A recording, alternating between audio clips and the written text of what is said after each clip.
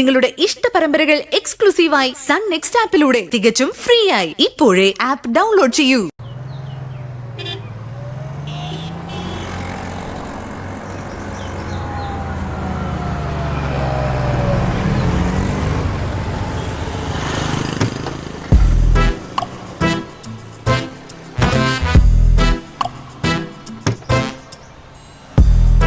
എത്ര 250.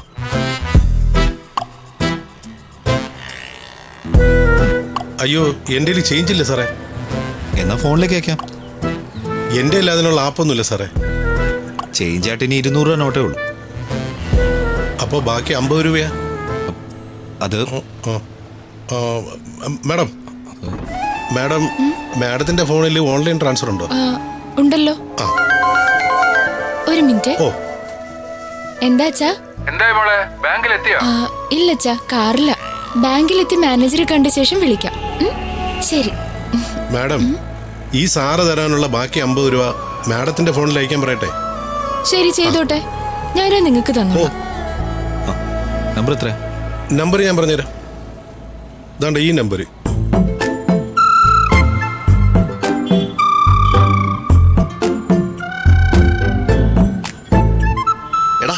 ഒന്ന് വേഗം വാ ഹരി, ഇത് എത്ര നേരമായി? ദാ വരുന്നടേ, ഇതൊന്ന് അയച്ചോട്ടെ. അയ്യോ, അറിയാതെ 500 അയച്ചു പോയി. ആ ശരിയാ, 500 വന്നിട്ടുണ്ട്. ബാക്കി 450 ഞാൻ നിങ്ങളുടെ നമ്പറിലേക്ക് ഇപ്പൊ അയച്ചേക്കാം.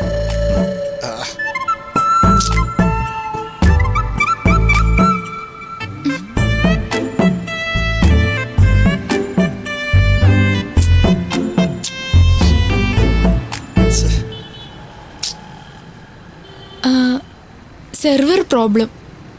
ഒന്നും കൂടെ ട്രൈ ചെയ്യ്.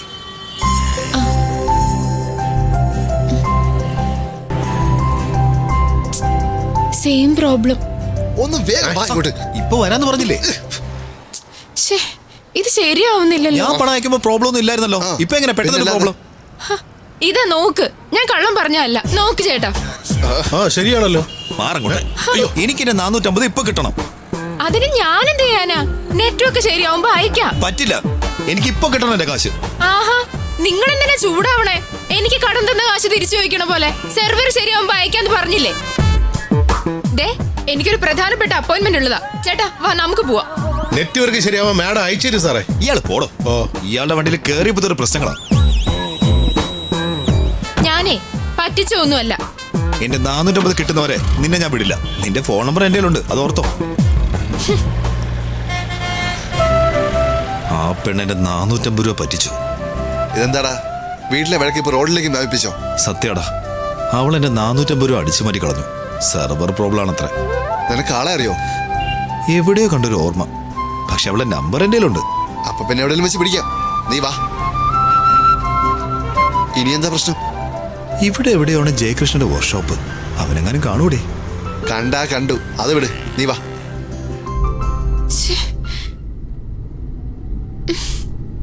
കാലമൊക്കെ ആകെ മാറി മാഡം. ആളുകൾക്ക് ഇപ്പോൾ ബന്ധങ്ങളെക്കാളും ഫ്രണ്ട്ഷിപ്പിനേക്കാളും വലുത് കാശാ. ആ മനുഷ്യന്റെ കാശങ്ങ് അയച്ചു കൊടുത്തേക്ക്. ഞാൻ ഇപ്പോഴും അത് തന്നെയാ ട്രൈ ചെയ്തോണ്ടിരിക്കുന്നേ. നെറ്റ്വർക്ക് പ്രോബ്ലം വന്ന ഞാൻ എന്ത് ചെയ്യാനാ? അയാൾ കുറച്ചേരം ക്ഷമിക്കട്ടെ. എടോ നിന്നെ, നല്ലൊരു കാര്യത്തിന് വന്നിട്ട് തുടക്കം തന്നെ അപശകുന. നമുക്കിത് മറ്റൊരു ദിവസത്തേക്ക് മാറ്റി വെച്ചാലോ? എന്തിനി? എന്ത് അപശകുനം? ആ 450 രൂപയുടെ കാര്യമാണോ? അത് വിട് ഹരി, അതിനേക്കാൾ വലിയ കാര്യമല്ലേ നമുക്ക് വേണ്ടി അകത്ത് കാത്തിരിക്കുന്നത്. എന്നാലും 450 തന്നെയാ, വിടാനൊന്നും പറ്റില്ല.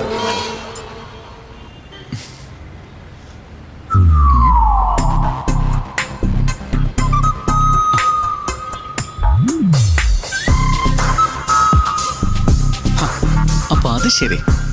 അപ്പൊ കല്യാണത്തിനൊന്നും അല്ല, കല്യാണാലോചനയ്ക്കാ വന്നത്. എനിക്കെല്ലാം മനസ്സിലായി.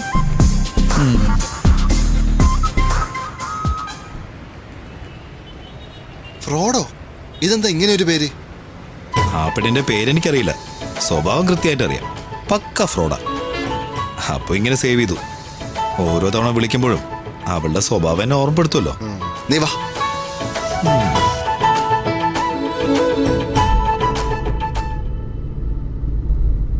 മാഡം, പെട്ടെന്നൊന്ന് അയച്ചു കൊടുത്തേക്ക്. അല്ലെങ്കിൽ അയാൾ വലിയ ശല്യാവും. ശല്യം നല്ല പേരാണല്ലോ. അത് തന്നെ ഇരിക്കട്ടെ. ശല്യം. ശല്യം.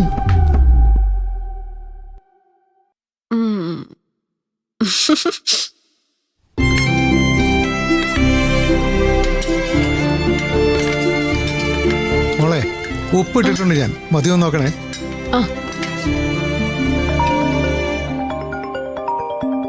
അച്ഛാ, ആ ദേ ചേട്ടൻ വിളിക്കുന്നു.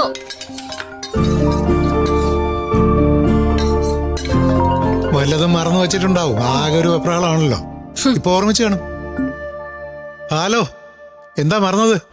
അച്ഛാ, നമ്മുടെ സംശയം ശരിയാ. ചേട്ടൻ കല്യാണത്തിനൊന്നും അല്ല വന്നത്, കല്യാണം അന്വേഷിക്കാനാ വന്നത്.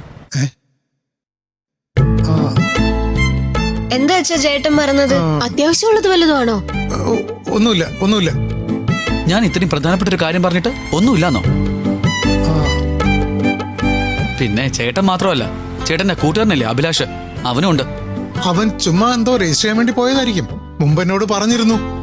ശരിയച്ഛ, ഞാനൊന്ന് സൂചിപ്പിച്ചെന്നേ ഉള്ളൂ. നേരത്തെ നമ്മൾ ചോദിച്ചപ്പോ പറഞ്ഞുപോയ വാക്ക് തെറ്റിപ്പോയതിന് ചേട്ടൻ ചൂടായത് ഓർമ്മയുണ്ടോ? ആ ശരി ശരി ശരി ശരി, ഓക്കെ.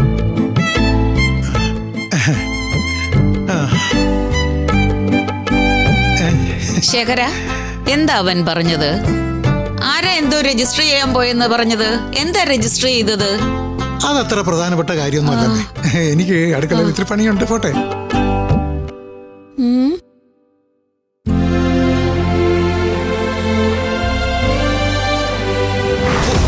അടുത്തിരിക്കുക.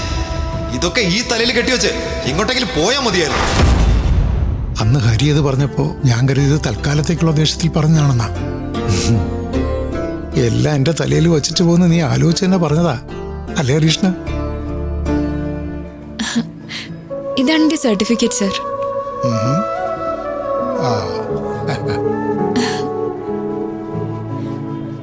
ഓ, എഡ്യൂക്കേഷൻ ലോണിനാണല്ലേ?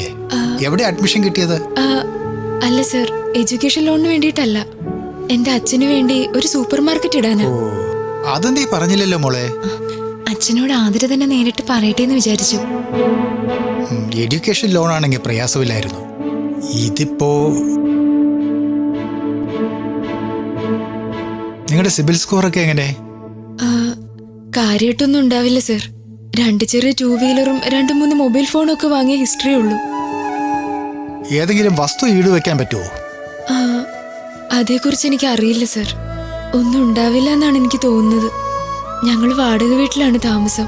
അച്ഛന് വാട്ടർ ക്യാൻ്റെ ബിസിനസ്സാ.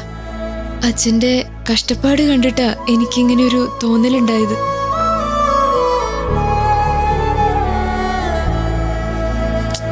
ആരെയാ നീ ഈ നേരത്തെ വിളിക്കുന്നേ?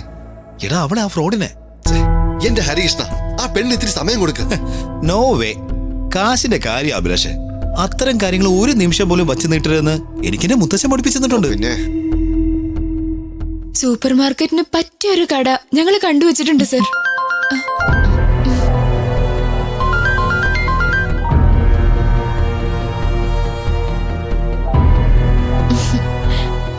നല്ല ബിസിനസ് ഉണ്ടാവുമെന്ന് ഞങ്ങൾക്ക് ഉറപ്പാണ് സർ. അതുകൊണ്ട് തിരിച്ചടവ് ഒരു പ്രോബ്ലം ആവില്ല.